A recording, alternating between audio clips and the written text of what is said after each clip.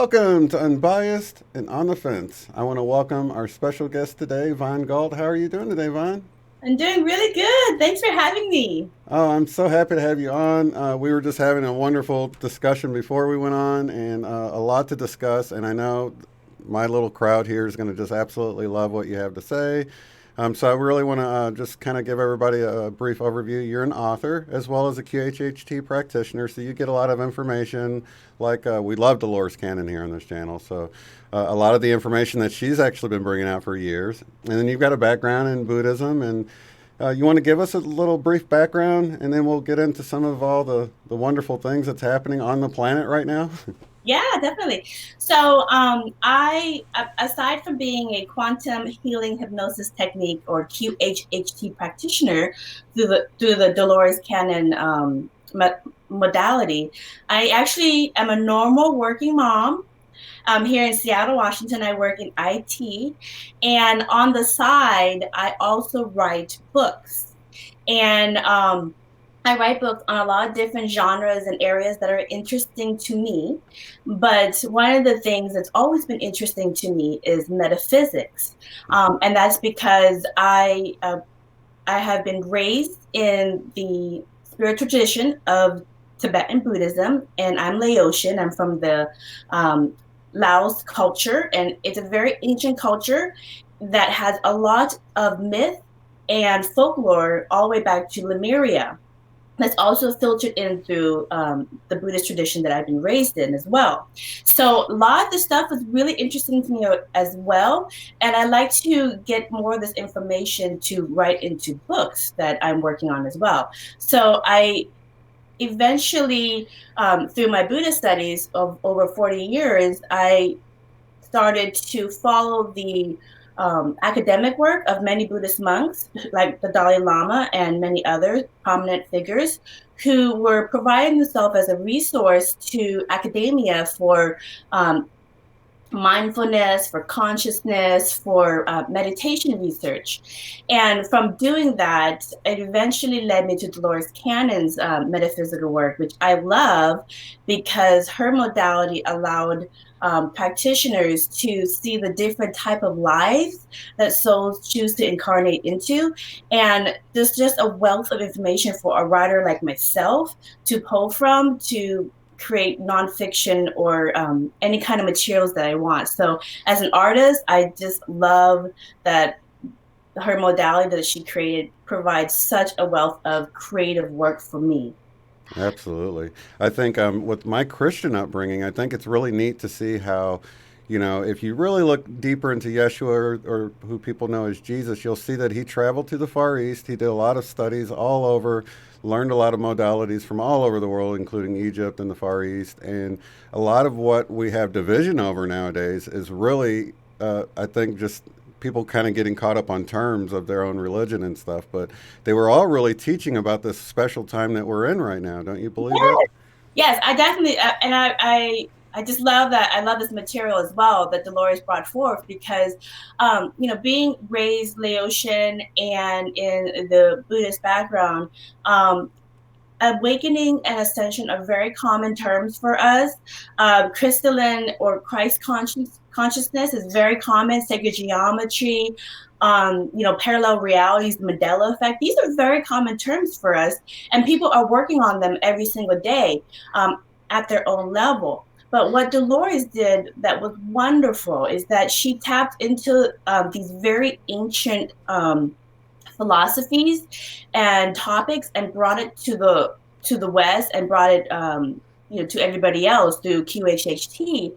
And what it has done is it's kind of bring it into the forefront and expose people to this other topics that have been around for a long time. So awakening ascension, manifesting parallel realities, metaphysics has been around in many Asian spiritual traditions like Buddhism and others, but it's also in Celtic traditions, it's in Native American, it's in a lot of shaman, philosophies. So it's all over the place, but it's because we're not integrated as a global society. It's been kind of chopped up, some of the information, but a lot of the information has been held in the oral traditions and the written traditions of the Buddhist universities. Mm-hmm. And one of the things is we have over the years a lot of great what we call Buddhas, but they're monks that have reached a certain level of consciousness,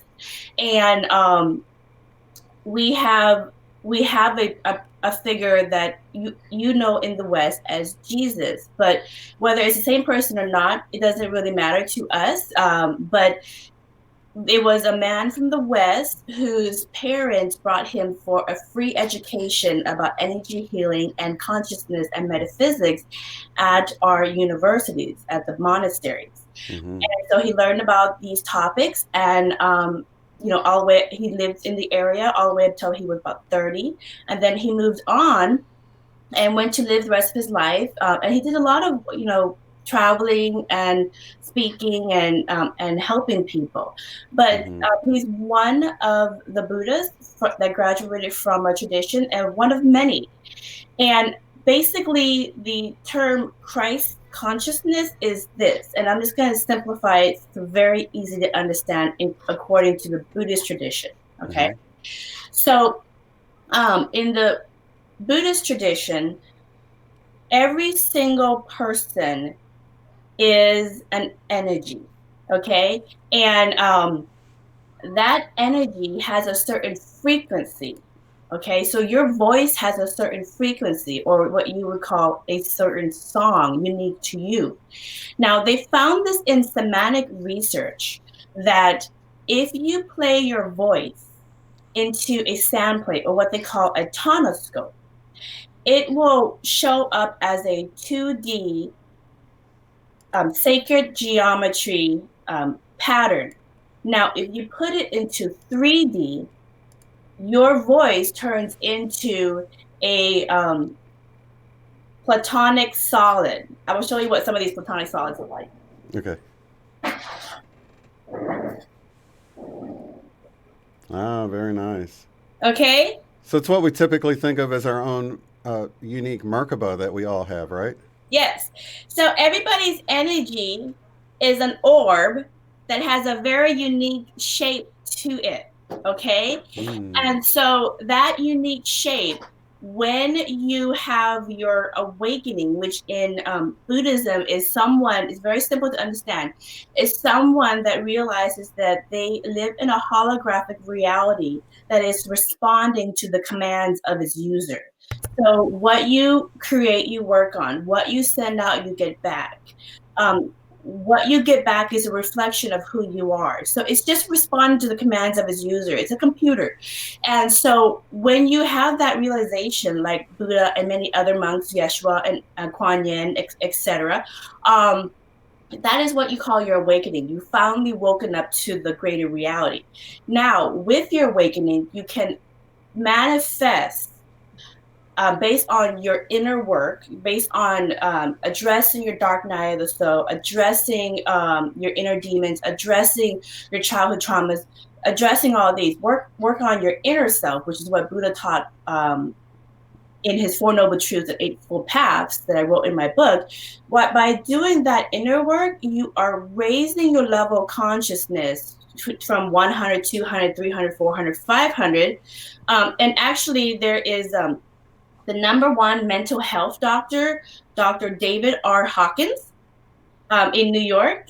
Before he passed away, he did a lot of research on kinesiology, on measuring your level of consciousness. And he measured over 30, 40 years of different levels of consciousness.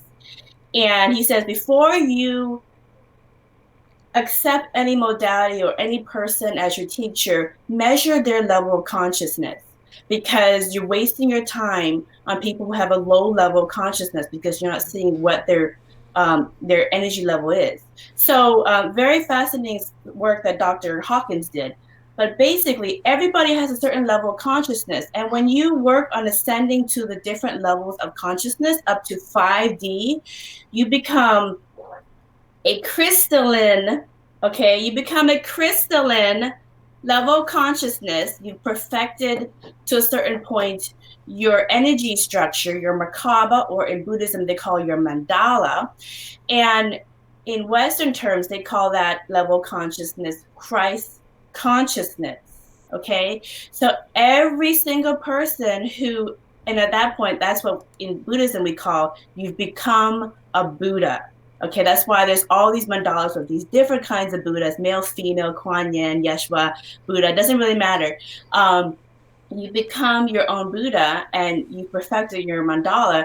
And at that point, everybody can perfect their Christ consciousness. So they can be Shane Christ, Vaughn Christ, Julie Christ. It doesn't really matter. It just means that you radiate at a 5D level of consciousness, okay?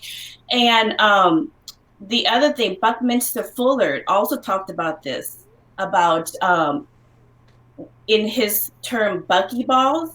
Mm-hmm. So Buckminster Fuller, he's an architect who's passed a long time ago now, but you know his work. He created those dome buildings, okay, and he had his awakening in his 30s. That's the one that looks like the soccer ball pattern, right? Yes, yes. Right. Everybody recognizes buckyballs. Right. So he had his awakening in his 30s. He dealt with his inner demons. He dealt with his traumas, and he came onto the other side healthy, and he had his awakening, and he became obsessed with sacred geometry in Metatron's cube, and that's what inspired him to create his architecture of the platonic solids of these, okay? Mm-hmm. The dome structures that we all love. And it's a very, very strong structure in nature because it is a 5D level of consciousness, okay? And so and he's always been fascinated by metaphysics, but once he bridged that left brain and the right brain and brought it to the fold into his everyday lives, his career and his overall happiness about this experience of life on Earth was much more welcoming to him. And that's what everybody needs to do, is they need to wake up to the greater reality. They need to work on their ascension and ascend to the different levels of consciousness, just like Dr. Hawkins describes in his work with kinesiology.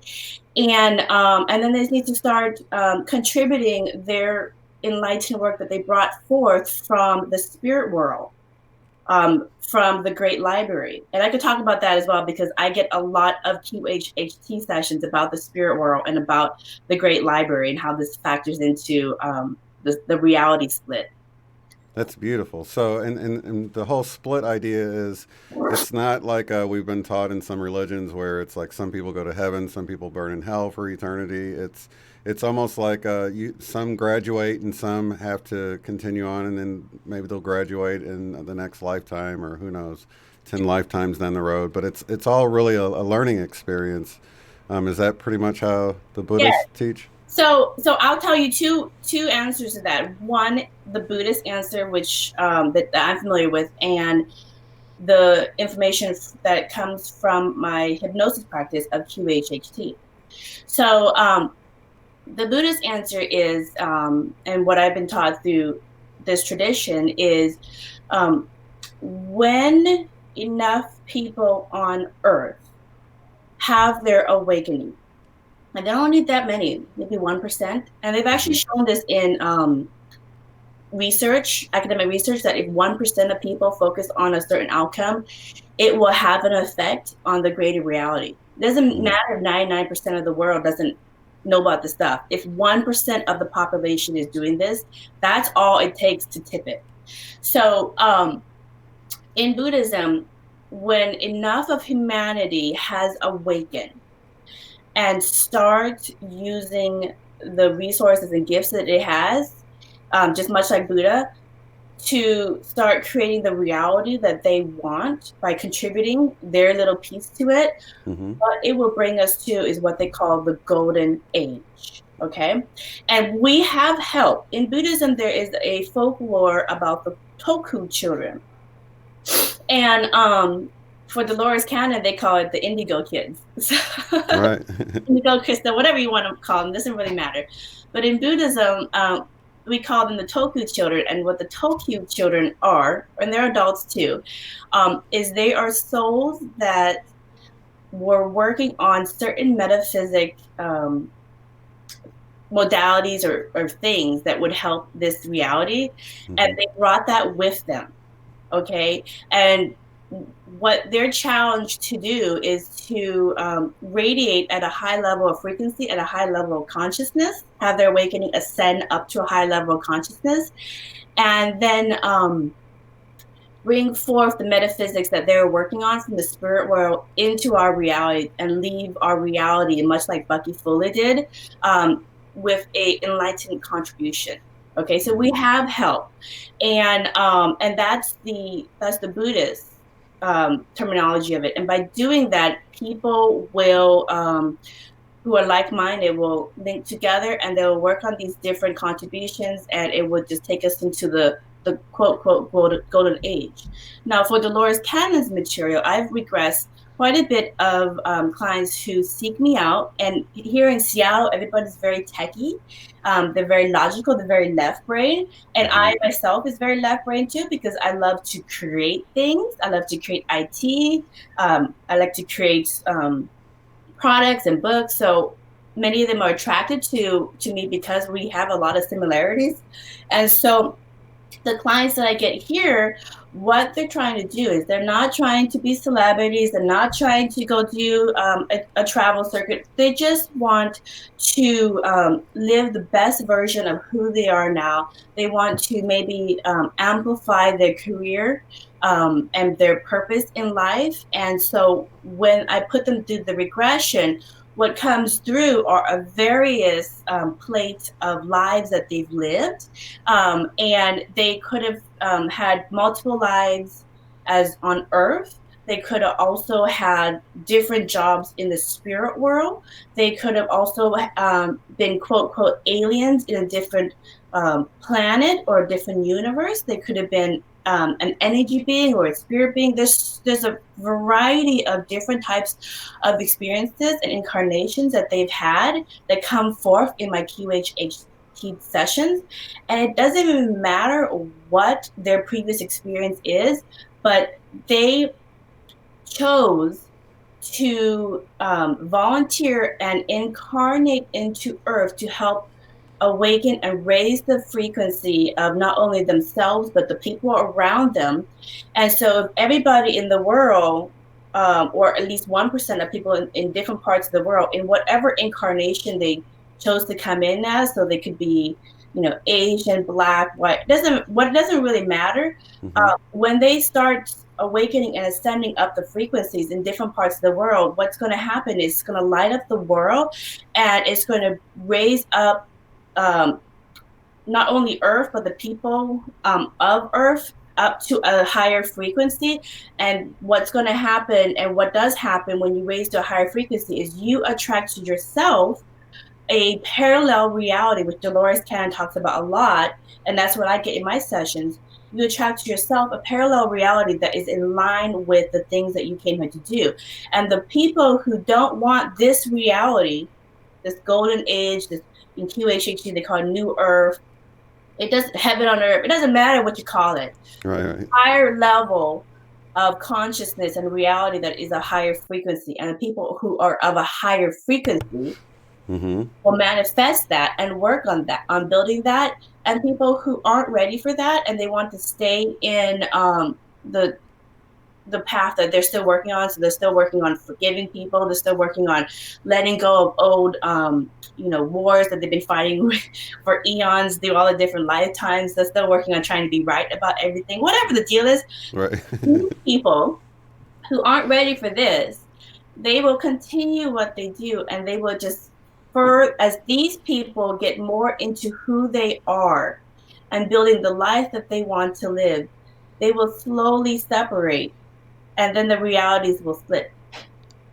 Okay. So does this tie into the Mandela effect, or is That that a good does tie, segue? yes, that Okay. ties into the Mandela effect. So this is Okay. how you, so for right now, what happens in my QHHT sessions, and I'm still working on it in my book. So because I get so many different themes and topics. So it's, Mm-hmm. my challenge is to try to organize it in a way that, makes sense to me. So I don't know where it's going to turn out into, Mm-hmm. but,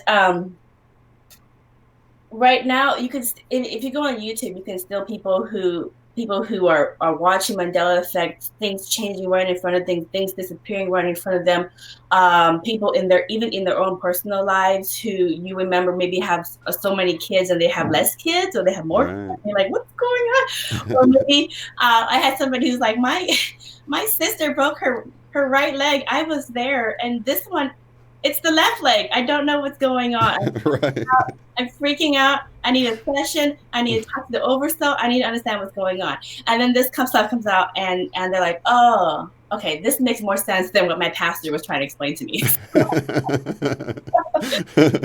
and it's fine. I get a lot of religious people too, because some things are so metaphysical that they can't give the answers in their It's religion. outside the box too much. Yeah. Yeah, it's a little bit too, and they just like, I don't know what to do for you. So they somehow find me. The angels send them, or just different ways in which people find me. So, Mm-hmm. anyway, so Mandela effect. So you are experiencing these weird Mandela effects because you have changed your frequency. And this is right in line with Dolores Cannon's work and the stuff that I get through my sessions, the stuff that I know from my Buddhist tradition of 40 years. All the same stuff, saying the same things, using different terminology. But basically, the reason why we're seeing this stuff is because people have been given a second chance. Okay. But that second chance is not going to be easy. Okay. It's going to really push your inner demons out. There's a lot of polarization going on Mm-hmm. for the next couple of years. And it's up to you to decide. So there is really no timeline. It's just when the level of consciousness reaches a certain point that it splits. Okay. Until that level of consciousness. So like the more people are awakened and start working on their ascension and start living the better version of themselves, the more that splitting will solidify. And then you Mm-hmm. can't go back and forth, back and forth, back and forth. Okay. Right. But right now we can go back and forth because there's still people who aren't fully here, or they're not all fully there. And remember, in both realities, there's a version for everybody. Your Mm-hmm. parents are here too, and so are your parents here. So if you decide to be the better version for you, you're gonna have the parent set that is going to be in this reality, and this kind of like sliders, much like Mm-hmm. that. Okay, the movie Right. show Sliders, much like that. So, but anyways, and don't feel sorry or sad for the different versions and the different realities, because they're getting what the version that they need for their own What they resonate at the most, what really, they right? resonate at the most, and for their Mm-hmm. own growth. So you may have a conversation with somebody. I get clients who, I had a conversation with somebody and they don't remember that happening, and I know that happened. And you have a kind of a episode where you're like, am I going crazy? Am I not going crazy? Or you walk around your neighborhood and there's a tree in front of this house. You lived there for 30 years and you're like, that's never been there. Right. But it looks like it's always been there. That's an old tree. Right. Those kind of nuances are examples of you changing your frequency and making some change in how you see things. You worked on something on your inner self, and now you radiate a different frequency. Your Merkaba or your mandala Mm-hmm. has tweaked a little bit because you made that change in yourself on something of your inner work, that it's tweaked a little bit, and now you're experiencing a different reality because you just changed your history. Right. Okay. So in Buddhism we call that manifesting parallel realities. um at, in Western terms, the New Age term is Mandela effects. Now, the more people start being who they are and radiate at a higher frequency, um, by working on their challenges and their inner self and living their best version of themselves and whatever level they are at, then these Mandela effects will simmer because now we're not going to be living in two worlds. It's not going to be interconnected. It's going to be split. So not only are they helping their own growth, but they're actually contributing to the whole of those that's in that reality, basically, right? Yeah, yeah. So I mean, so what in one of my sessions, what came forth was about the polarization that's going on, and in the news and in the world. And the thing is that it is the things that are very polarizing are to make people decide.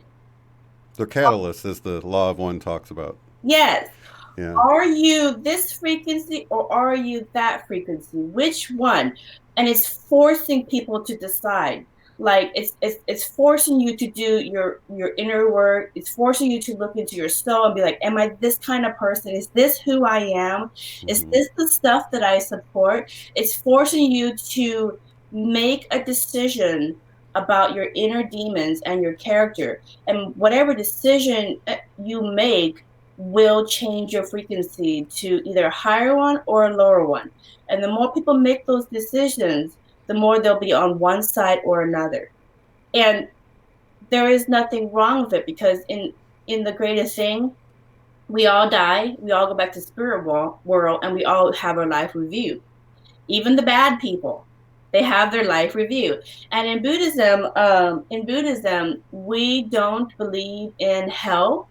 Um, but if you have a belief in hell, you believe that you deserve that, then you can create that for yourself, just like you can create anything else for you. Mm-hmm. But in Buddhism, every single soul pre-plan their life here and for their own reasons and for their own spiritual growth. And they came here to do whatever purpose they came here to do, but depending on how they live it, they can either raise their level of consciousness or lower their level of consciousness, and it's completely up to them. And when they die, they go back and they have a life review, and they see, oh, I could have done that different. I would have done the same exact thing that I did now. It's completely up to them. And then whatever karma that they created, whether it's good or bad, will factor into if they choose to come back and try the life experience again, whether it's on Earth or in another reality or another planet or whatever the incarnation that they choose. They kind of like when you go to college or you go to school, they're like, okay, and you go to your guidance counselor and they go, okay, so you want to have these classes and have these experiences. I can only put you in this experience if you met these requirements. And because you failed all your other classes and you were just a tyrant to everybody else in the class, you're not ready. So you're gonna do it over again, or we can put you into kind of an alternative course. That would teach you the same lessons, but it's a little bit different or It's a whatever. little So bit different, you yeah. need these prerequisites, I think they call it in school, to be able to learn this lesson. Well, you've got to learn these first. You They can't don't jump to learn the these. So right.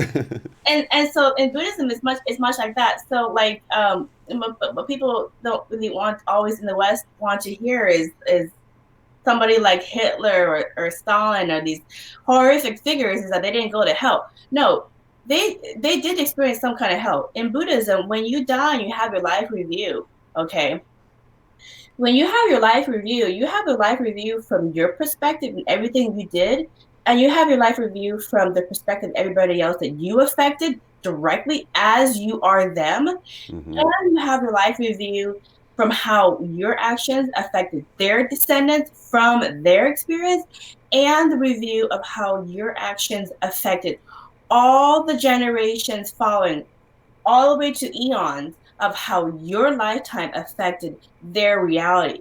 So that's hell. Oh yeah, yeah. For somebody like Hitler or something like that, I Yeah. remember in the Law of One when it came through that, like, well, Hitler needs a lot of care right now. People are like, care? Why does he need care? It's like, dude, if you had to live through each one of those people's lives you affected so adversely and feel the pain they felt, that's almost worse than just burning forever, because I mean it's more Yeah, emotional, it's more personal, it's I yeah. don't know. He's gonna definitely experience what he. I mean, it's a Oh, very just system when you think of it that it's way. very just system. He mastermind maybe like 6 million deaths. Oh yeah, Okay, 6 million death times all the descendants times the rest of human history that was affected yeah. by what, like even you and I looking at it going, oh wow, All right. just experience that. You just Right. experience that. Oh my god. Right. Yeah, I've thought of that. It's not only the people he killed; it's the people, the family members that were left alive to deal with the pain. He has to feel that pain, and it's very just, and it's going to take a while, I would Yeah, and imagine. so if he were to choose to come back, because in Buddhism, when you die, you come back to your certain level of consciousness, and let's say you want to ascend in the spirit world to another job, or you want to get promotion to another level, and you can't go there because you haven't meet your level, you haven't met a certain criteria in your consciousness level, Hmm. and so you have to go back. And so many spirit people in the spirit world, and I have a lot of regressions talk about the spirit world. They go back in the spirit world and they are afraid to come back, but they want to, because they want to move on in the spirit world into another, you know, All right. uh, experience. So they have to come back and they have to work with their life planner, and everybody to find a way that will, through grace, address everybody's suffering that they had caused directly. Hmm. And that's a really hard job for a life planner to work on these type of souls. And it could take them, because there's really no time frame. It could take them eons to work on it. Hmm. Work on it. So the person that the person that is helping you out all the time may be the person that tortured you in another lifetime. Right. Okay, and Yeah. I've seen those souls switch roles. Like the father is constantly buying anything for his daughter, and he is sending her to Ivy League schools, giving her the best car, anything. He just all he does is work and provide for his daughter that he loves, and just wants to just be in her good graces. But in a previous lifetime, he was tormenting her, and so Hmm. this is his way to make up for it. Because Right. somehow he doesn't know why he keeps doing this, but that is the way in which they found some way to address each other's you know un, unbalance. So and there's different versions of that. I mean, it's all very unique to the client, but yeah. So that's in short, that's the Mandela effect. And there's a lot of different ways in which you can change your reality. QHHT is kind of like a cheat code, because in one session you can go through the challenges in this lifetime and in your other lifetimes that may be coming back for you to work on, and then you see exactly what your hang up is. Hmm. When you get to the part where we talk to the oversoul, or the subconscious, or in some people they call it God. It doesn't matter. It's the same consciousness in everybody because we're all one. Hmm. Um, which in academic studies they've proven, they researched that there is only one consciousness and we're all connected. So Right. that's a whole nother topic of oneness. But the when you when you come for a session, a lot of people will get these clarity moments, and then a light bulb will go off, and then they can go home and they can work on those inner issues that are holding them back from their ascension. And it's kind of their own little awakening, so it's like a cheat code. And then they can finally make it to the other side healthy and start working on manifesting the reality that is a greater version of who they are. And that's really where everybody is working on. So it doesn't have to be QHHT. You can have your spiritual awakening and work on your ascension through Narcotics Anonymous, or AA, the 12-step program. You'll have a spiritual awakening there. You can have it through a lot of other spiritual traditions around the world as well. Some religions are attempt to do this as well. And so if you have your spiritual awakening through your religion, that's fine as well. It doesn't really matter the ways in which you have your spiritual awakening. What matters is that you have it, and Mm-hmm. that you make it to the other side, and that you start working on your level of consciousness and radiating at the frequency that you intended to have before you were born, so that you can have attracted to yourself the experiences that you had planned for yourself to do, from the spirit world. So, I mean, if you want to talk about the spirit world, I could answer any questions you have about that as well. That'd be really cool because when I'm thinking about just your spiritual growth in general, so many of us can become stagnant, and using some of these modalities is a good way to sort of keep that forward momentum going. And even though you're working for yourself or working on yourself, dealing with those inner demons and dark sides of the dark night of the soul and the hero's journey and all that good stuff, you're still keeping that momentum going, and it's helping the whole. Even if you're just working on yourself, you're helping the whole because we're always interacting with other people, and that can be a hang up if we're not dealing with other people properly, and then we have to go, like we were just talking about Hitler, you've got to go experience how you treated other people. But if you can like deal with it now, that's less you have to deal with in the future when you got to go and see how you treated people wrong or whatever. So And it's all together, it's all one, like you said. yeah, I mean, you could spend the next 80 or 100 years of your lifetime fighting over everybody and creating karma for yourself to deal with in multiple lifetimes down the road, or you can just stop what you're doing, find a QHHT practitioner if all the other ways that you've tried hasn't worked for you, get your cheat code, work on it, and just get to the other side, and then spend the rest of your life manifesting a greater reality for yourself. So it's up to you if you want to follow through with the life plan that you had set for yourself. And uh, I'm so familiar with these topics because of my Buddhist background. But one of the things that comes up very often in my practice, because a lot of the clients that come through, like I said earlier, they just want to be the best version of who they are. And so I get a lot of computer programmers, a lot of scientists, a lot of doctors, hotel owners, just different things.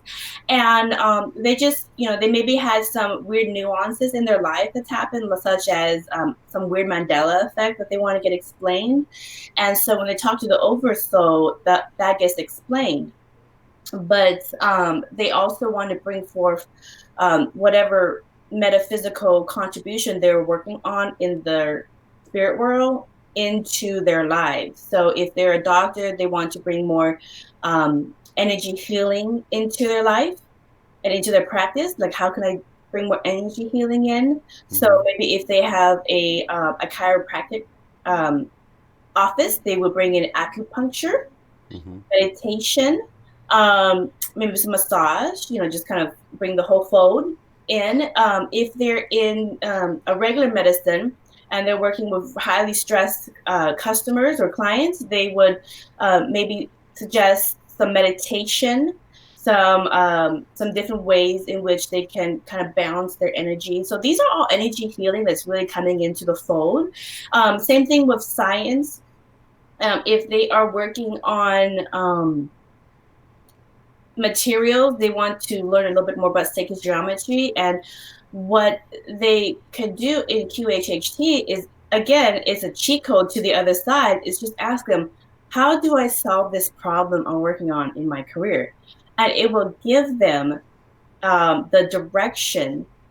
It won't tell them the answers. Like, the oversoul is not typically not going to tell my clients who and when and what to do or how to do it, but it'll give them suggestions like, you're spending a lot of time in this area, and the answer is going to be more in this area. So it'll kind of lead them the way. Or if they're not really sure if they should start a veterinarian practice, and they'll get the session, it will tell them, yes, you're really good with animals, you love doing it, but start small until it grows. So it gives Right. them very, very practical advice on how to, again, manifest a better, more greater reality for themselves. Because it really is all about the experience of it too. So you don't want to have all the answers just outright given to you because that's part of the learning process. That's why we're here, right? Yeah, yeah. And that's exactly what the overso says over and over again. I'm not going to give you the answers because there will be no point in you existing if you don't own your own decisions. Right. Okay. If you don't do your own talking and you don't walk your own walk, why would I split out into you and you and you and you if you're not going to ever live your own life? Right. I don't learn anything about myself, you know? Right. And so that's always kind of uh, a surreal awakening for people when they realize that you have a lot of help and they will guide you and they will nudge you. The world will nudge you through synchronicity, but it's up to you to decide to walk the walk. It's Absolutely. up to you to decide what your character is going to be because it's not going to do it for you. Are you surprised to see how things seem to be accelerating? I don't know if it's just me, and now that I'm in it, it seems like it, because I'm paying more attention to it, because I'm sort of new to this 2017. I've always been in religion, but my awakening and my dark night of the soul and all that happened What year the is it beginning. again? What's that? What year is it again? In 2017 is when I sort of Oh, in woke up. oh, Yeah. 2017. Yeah, yeah. Um, you know, I mean, I had my awakening about 2011 when I've always being Laotian and being Buddhist, I'm already very familiar with these topics, but it wasn't really until a lot of Buddhist monks started to participate in academic research Hmm. to get this information and prove this information is correct. Like awakening does change your reality. Ascension does change your reality. And start proving it. And now we have so much mainstream material in science and medicine in all different areas that we can continue to go on and research the greater reality for as long as we want. But I started writing, and you can on my website Merkaba Chakras Hmm. you can go to the blog page, and there's a wealth of information about these very ancient metaphysic terms and topics, but proven through modern day science, math, etc. And so when you are living at a higher frequency, um, everything else around you also radiates at the same matching higher frequency. So the more condensed your Merkaba or your mandala, whatever you want to call it, the more condensed it is, the more perfected it is, the more complicated it is and intricate it becomes. Um, the more information you can hold, and also the wiser you are, the higher your level of consciousness. And as a result, it has no choice but to experience a reality that is that same frequency. So the slower, lower, dense reality is not attracted to you. It can't. It can't keep up with your level of consciousness. Well, that really explains why so many of us in the chat, we really gravitate to one another, even because we feel that resonance, and we're like, oh, finally, people that get it, people that feel like I feel, and people that are experiencing the things I'm experiencing. And then you mentioning the orb, I wanted to go back to that because that kind of ties in with the sacred geometry or the geometric shapes that we all have. A lot of us have been seeing more and more orbs around us, like with our third eye, I guess, or out of the corner of your eye, you'll notice like an orb. People have been getting photographs of them too, more visible ones, but I've been getting a lot of them, even like sparkles and things like that in my field of vision.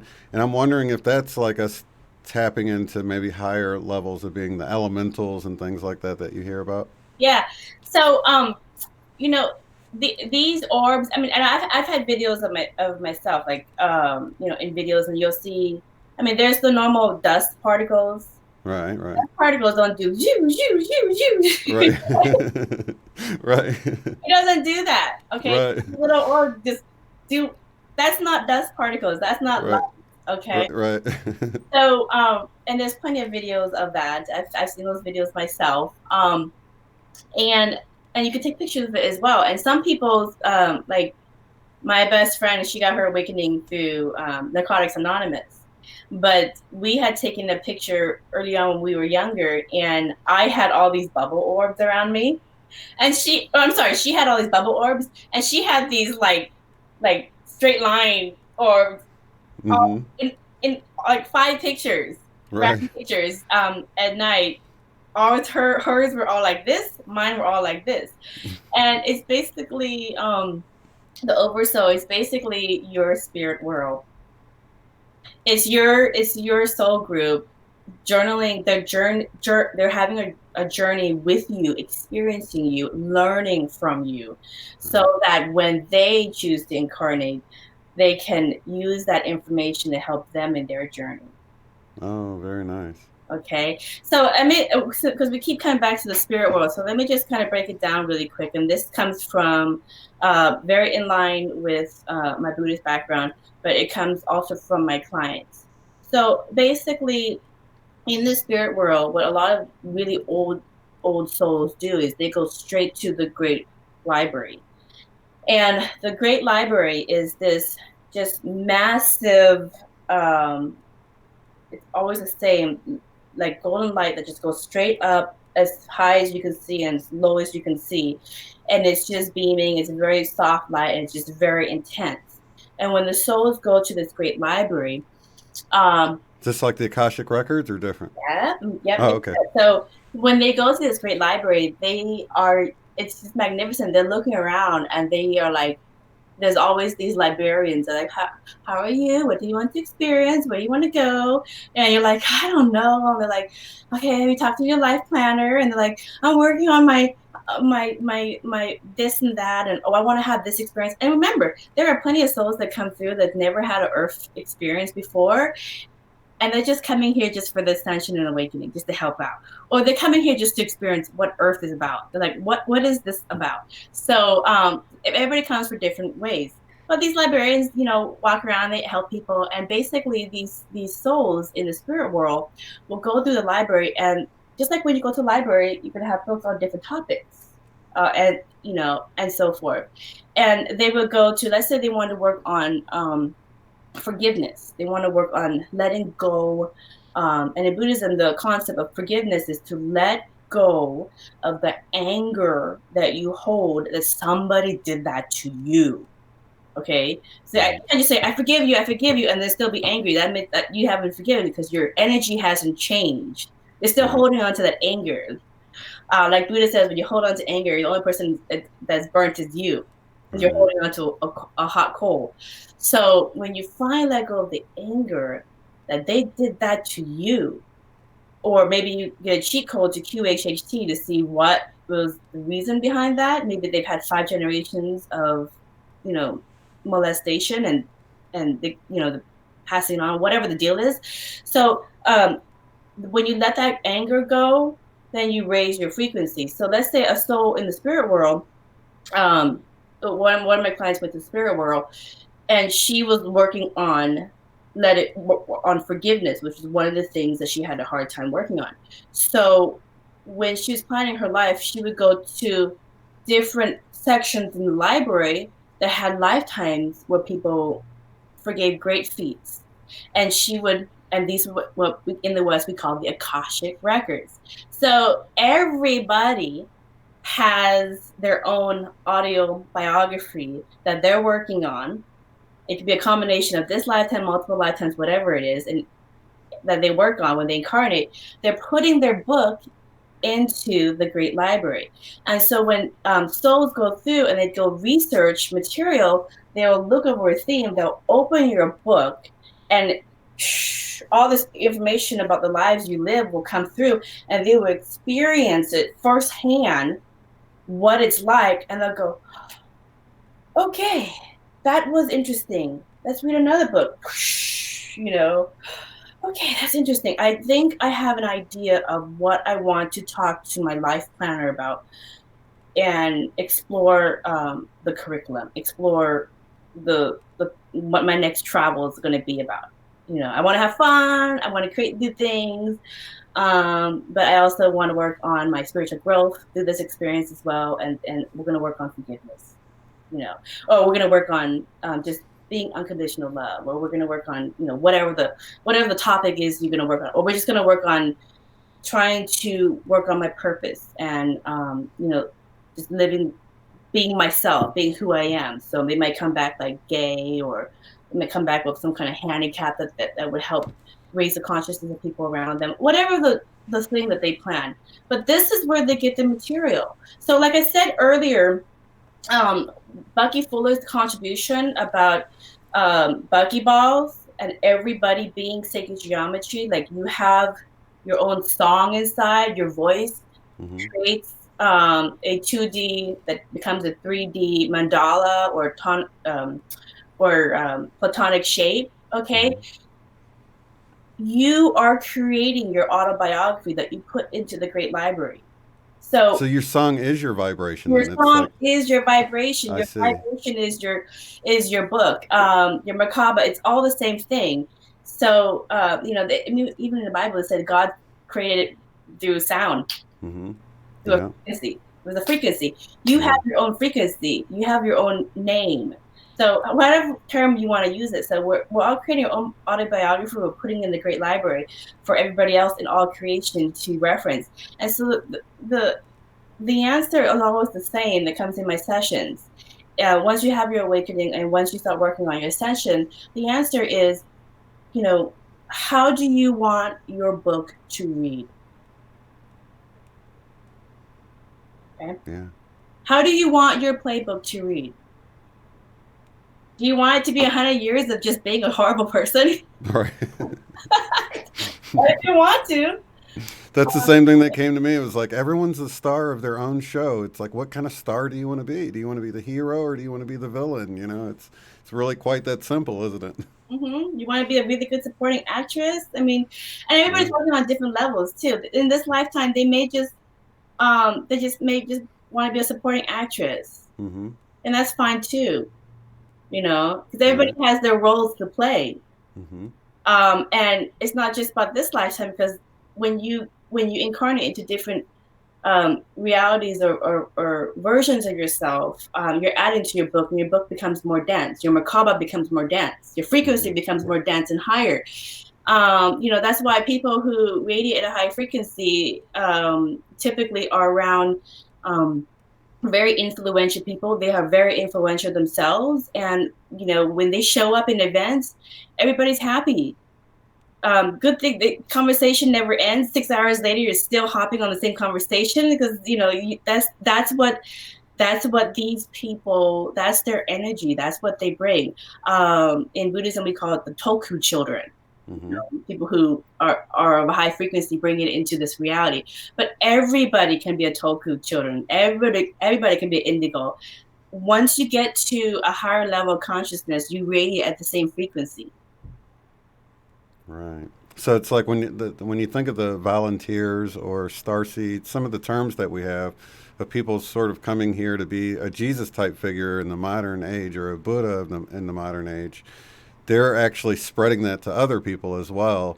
Even if that's not what they originally came to do, they're helping raise, I guess, the consensus reality, if you will. Yeah. And, honestly, I mean, everybody who's incarnating here is working on their awakening. Right. Okay. In order to because Earth has her own consciousness as well, she is moving on to a higher level and of course she's very kind, so she wants people who lives on her to also raise their level of consciousness so that they can be stewards of the planet and be good to her. So the people that she wants to create a reality with are people who are going to be the best version of them, and they're going to be the holistic doctor. They're going to be the scientist that's working on ways to recycle and provide clean energy to the earth. They're working on ways to live more organically and be more helpful to the earth. They're working on ways to address poverty and help people address poverty without causing harm to the earth. These are the type of people that she wants to create that greater reality with. And in my sessions, what happens is they are getting this information, on how to be the best version of themselves, but also how to infuse metaphysics into their work as well, because by doing that, they are also being good stewards of the earth, because a lower dense frequency is one who's going to trash the earth and, pilgrimage it for everything they possibly can. Mm-hmm. They're not thinking long term. They don't think the earth has a consciousness. But in modern science, they've already proven the earth herself has her own song. And we can all listen to it. Go to YouTube, you can listen to the song of the earth, just like you have a song. And the earth has a book that she's putting into the Great Library as well. So I bring a lot of science into this as well. I love that. That's awesome. Yeah. So I have very left brain, and so do my clients. So I help my clients through QHHT bring the right brain into the left brain and kind of fuse the metaphysics into their everyday life. So a Canadian company called the DWave Systems. Okay, everybody in academia, many of them have already kind of bridged that left brain and right brain. They've already bridged, and they're working to bridge more of bringing that metaphysics into the fold, into mainstream, so that it's not so, fringe. So it's actually, and they've already proven it, and they're continuing to prove it more and more. The only people who haven't come to it are people in religions and people who are continuing the age-old feuds. But the DWave systems in IT, so in IT, they're the concept of ones and zeros, okay, is actually a universal concept in consciousness. So when God created, or the universal consciousness created the quote-unquote Big Bang and wanted to experience itself through blasting off into all these different types of versions of itself, you, me, whoever, to have its own experience, in order to do that, they had to create a here and a there, okay? A zero and a one. Okay, in IT we call that bits. Zeros and ones are bits. Okay, now they've already proven in IT the parallel realities exist with the D-Wave quantum computer, because the D-Wave quantum computer functions not just as a zero and a one, a here or there. It superimposes between the zero and a one. So a quantum computer functions as a qubit. So it's also a zero and a one. It's both of them at the same time. And there's a space between here and there, a one and a zero. There's a space in between. In order to have this, there needs to be this. In order to have opposites, a polarity, there needs to be an in-between. This is how the universe created this whole experience for itself to experience through all of us. So, in the D-Wave quantum computer, what they have found is they will pump in a bunch of questions for solutions to problems that they have. And the result that they will get is they will get answers to their problems about people that don't exist, about solutions that don't exist in our reality. And they've looked, and it's actually very substantial. So where is this quantum computer that is $15 million that the U.S. government, who was the first purchaser from DWave Systems, where is this getting this information from? Because in terms of energy and the energy that the internet sends out, it's all the waves are all over the place. So it's functioning like energy, and so there's no parameters or limitation like we put limitations on ourselves. So the quantum computer is getting this information from the web of all the universes, and it's just sending you the answer. And so we found in science, or we found in technology, that there are parallel realities, and we're getting answers to our problems from parallel realities through a physical 3D computer. Okay, so that's already been proven. Same thing with CERN. CERN, again, is a collaboration, I think, over 120 scientists around the world. And in front of CERN, there's a lot of symbology and structures from, the Hindu tradition, Buddhist tradition, different traditions. Because CERN is testing out these theories in consciousness, and they're finding much of the same thing. And the image of what CERN looks like, the that they were working on, it looks like a mandala. It looks like a 2D sacred geometric mandala. And that's the same exact image that's documented in Buddhist artwork as well. And a lot of Buddhist artwork is documentation of metaphysic knowledge going all the way back to Lemuria. So, and I'd be happy to talk about Lemuria. So it's really all coming together, and we can see how a lot of these things that have been considered fringe are becoming mainstream as science starts to prove it. And we do this intention meditation on Saturdays because we've discovered it's very scientific that we do have the power to make changes if we all just put our focus together on something. And it's very scientific. I mean, there's been numerous studies, so we know that. So many studies. Yeah. There's so many. This is not fringe. This is not woo-woo. Right. Okay. The more, I mean, if you look, I watch a lot of TED Talks, TEDx Talks, Yeah. Google Talks. A majority of the material that they cover are metaphysics, but through modern research in the different fields that the speaker is working on. And the reason why is because a lot of the people who work in IT, like myself, they, in order to grasp and be familiar with technology, you have to, kind of be really open-minded to working and collaborating with other people. And the concepts are very metaphysical in nature. So a lot of this new thought is infusing into the things that we consume through the internet. And you can see that in the type of speakers that get a lot of viewership through TED Talk, Google Talks, and so forth.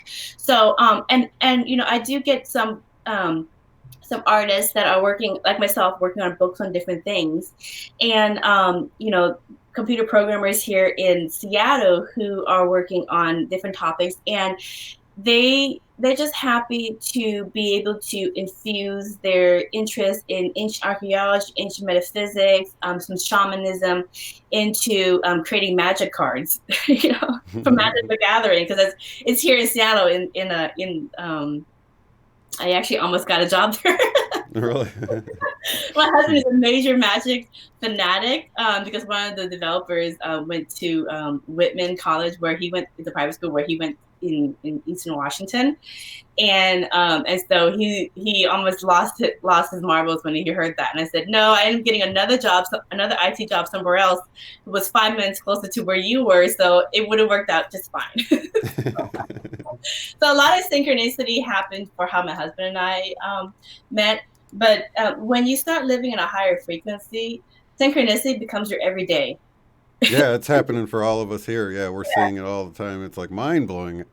The way everything gets connected, and you're like, wow, it's like somebody sends you an email that's just about something that you've just been talking to somebody else about, and it's like they were completely not connected, but you can really see that instant feedback that you were talking about early on about our reality feeding back to us individually, and then it happens with other people too. So a lot of times when people are on real similar frequencies, like you and your husband, you're getting all of these synchronicities that align with each other too. Right. Yeah, it was funny because my husband and I, we actually met on Match.com, and but we couldn't met earlier. So when we finally met, a lot of he's in a band, and a lot of his bandmates were like, oh, I don't know about this person, and they're very protective of him because of his past experience with other women. So but as I got to know him, I ended up finding out that his best friend was dating a gal who almost set us up on a blind date when I was in college with him. Wow. We met when I was 28. So we almost went on a blind date, but I was dating my ex-husband at the time. So I said, oh no, I can't date two people at the same time. It's too much for me. So I said no to my future husband.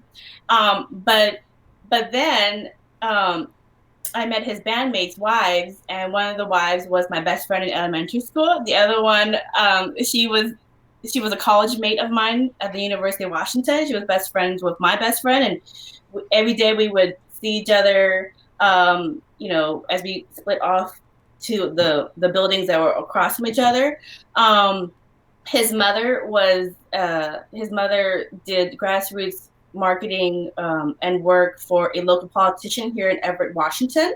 And his son ended up sponsoring two families from Laos and Vietnam, and one of them was mine after the CIA secret war in Laos.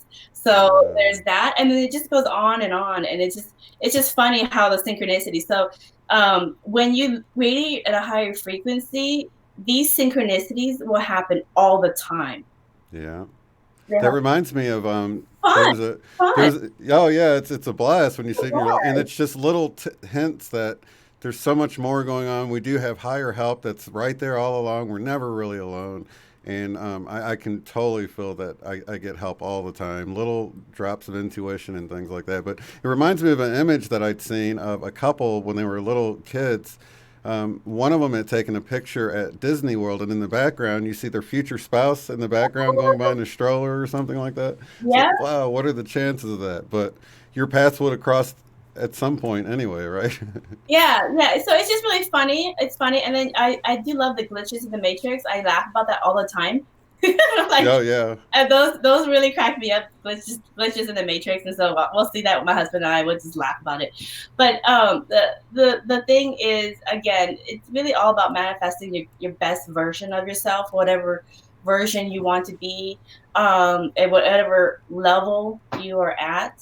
And Yeah. if you need some help, go get a QHHT session. If the other modalities aren't really helping you get insight on things that you're working on, because it's really hard for the spirit world to watch like those orbs all around you.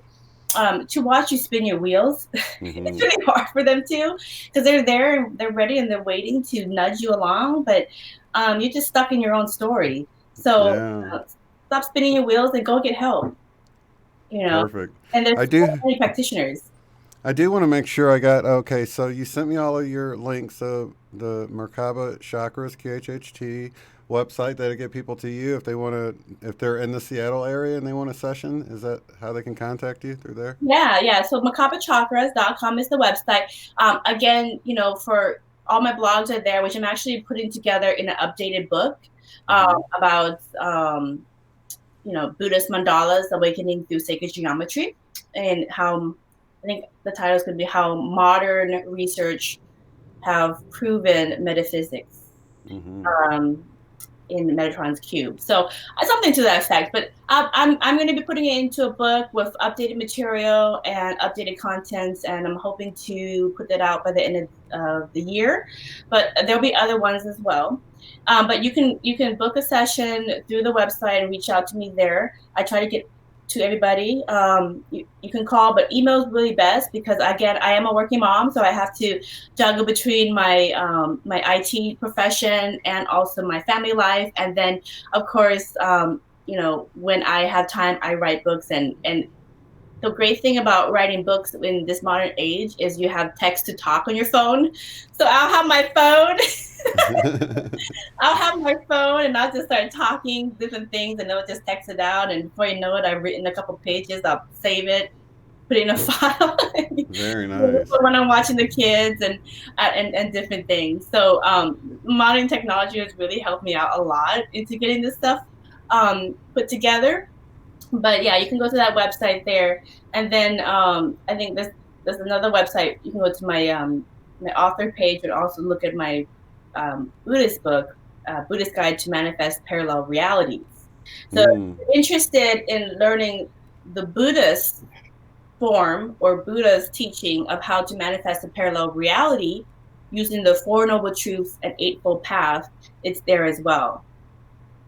And then your authors page, I see you included that, and so that will get when the new book comes out, they should be able to click that, and the new one will show up on that Yes, artist yeah. So just that author page.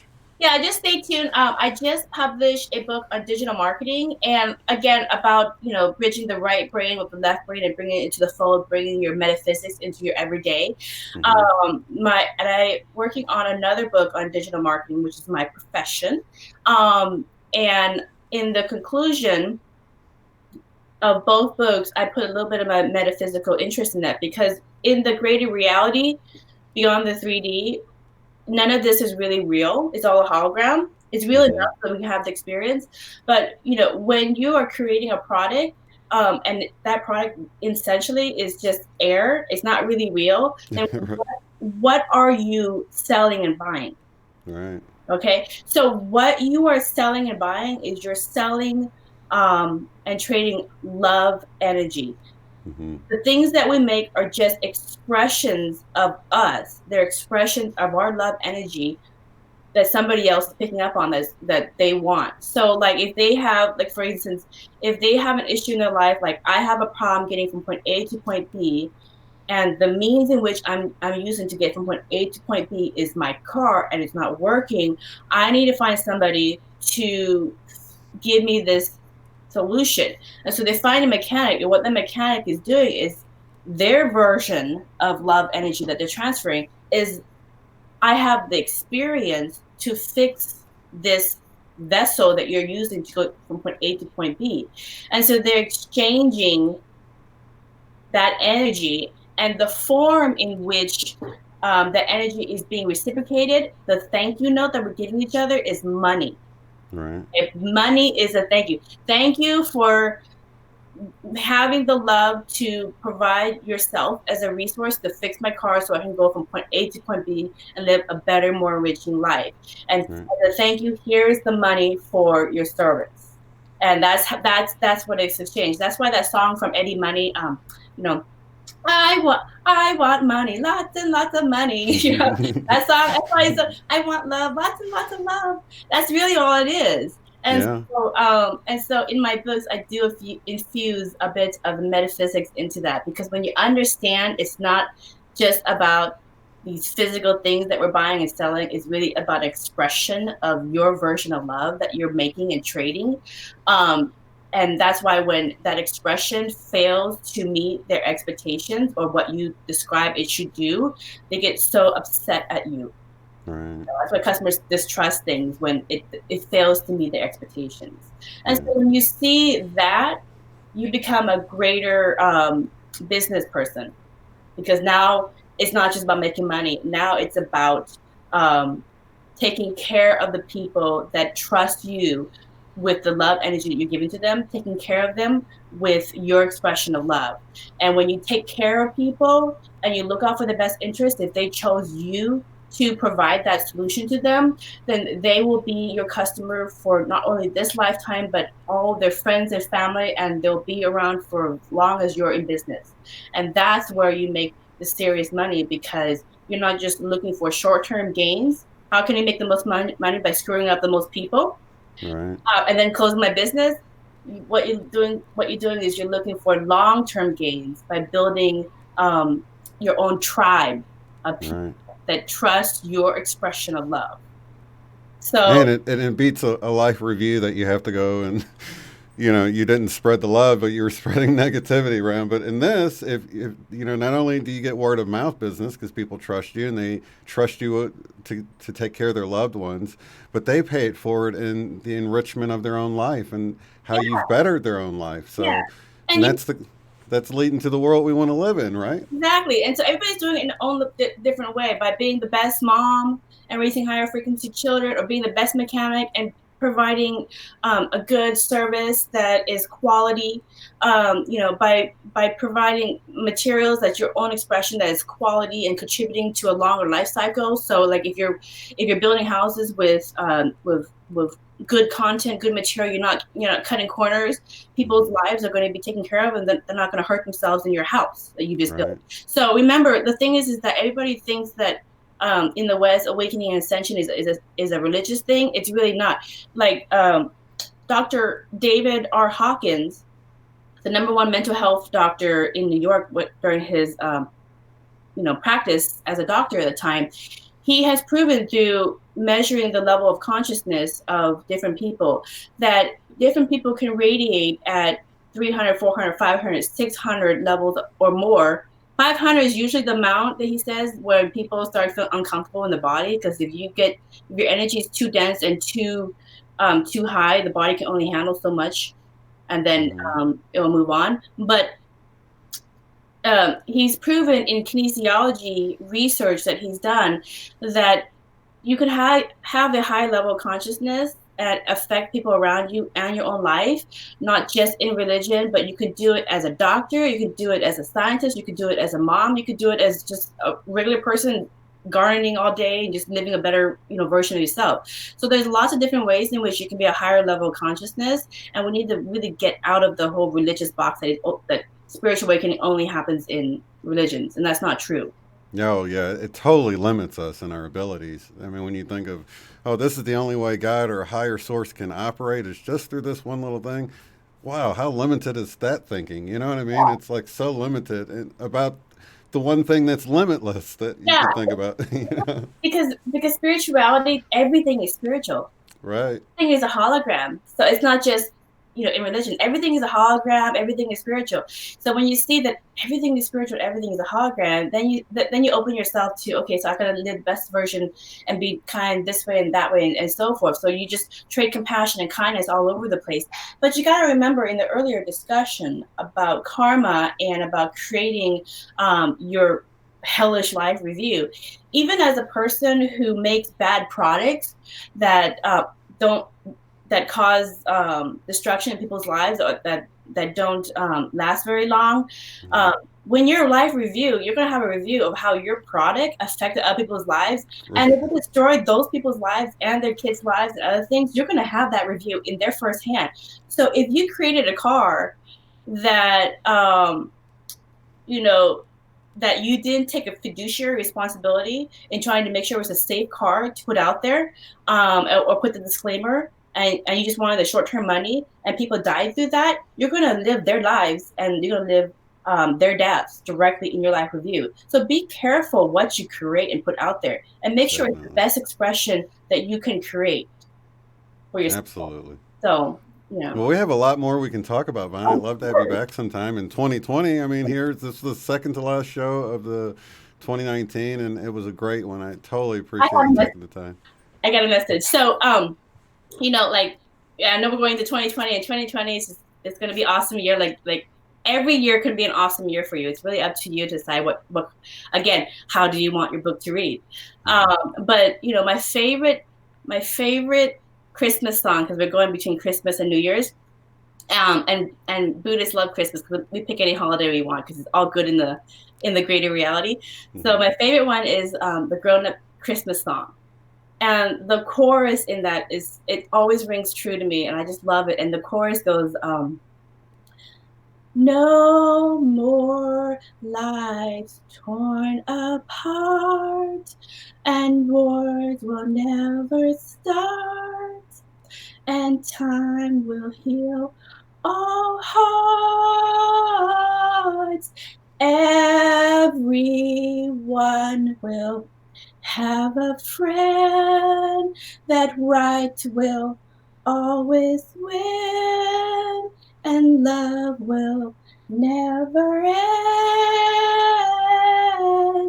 This is my grown up Christmas wish. So that's my favorite chorus Beautiful. of that song, and that can be my grown-up Christmas wish or my New Year's Christmas wish. But the same thing that happens in every one of my sessions, I get the same message from all my sessions of QHHT. So I've put those messages into these sentences because it's always the same.